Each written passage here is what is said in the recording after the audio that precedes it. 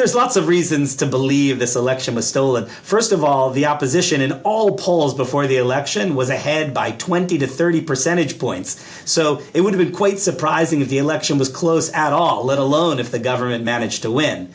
Beyond that, there are just lots of signs of classic manipulation of the vote count and of the observation process that I think lead all fair-minded people to conclude, as the president of Chile concluded in the evening of the election, that it is, quote, hard to believe the government figures. It's hard to imagine that the theft of this election, the dashing of hopes of millions of Venezuelans, won't be the straw that broke the camel's back, won't be the factor that pushes many more Venezuelans to leave.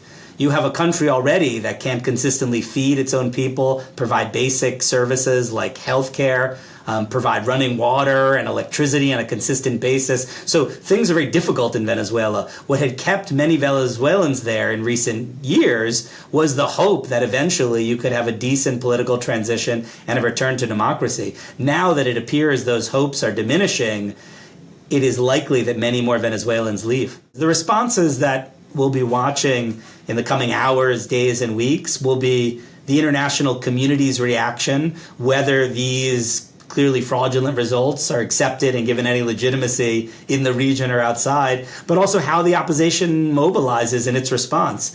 The opposition primary last October drew an extraordinary 2.4 million participants. The election attracted a very high turnout. Venezuelans are mobilized right now, very committed to political change. And now that the electoral route seems to have been pulled away as an option, it is possible that Venezuelans find alternative ways to express their frustration. The Venezuelan armed forces have been indoctrinated over decades. They've been given, at least at the elite level, access to lucrative contracts and to control major parts of the Venezuelan economy. So we suspect that they're quite loyal to the government. Just like the government, they've also been suspected to have engaged in all types of corruption, human rights abuses, drug trafficking, and so they have fear of a political transition that could subject them to the Venezuelan and international justice systems. That said, it is not at all clear that they will be willing to repress what could be significant protests in response to this fraud. And so it remains to be seen if the government can truly rely upon even the military elites to crush dissent in the coming days, weeks, and months.